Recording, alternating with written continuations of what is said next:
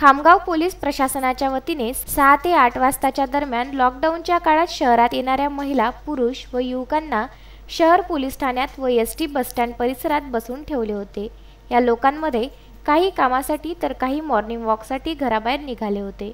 पोलिसांनी लोकांना क्रीडा संकुल मैदान, अंजुमन हायस्कूल परिसर, जलम नाका, बसस्टँड परिसर, आवार चौक इत्यादी ठिकाणाहून आणले होते।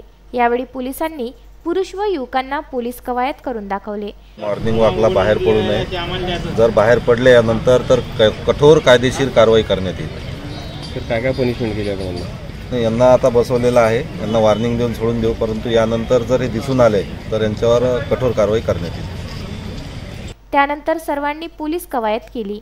उपविभागीय पोलीस अधिकारी प्रदीप पाटील यांच्या नेतृत्वात ठाणेदार सुनील अंबुलकर, जे सहयोगी पोलीस अधिकारी व कर्मचाऱ्यांनी विविध ठिकाणाहून घराबाहेर निघालेल्या पुरुष व महिला युवकांना लेखी ताकीद दिली।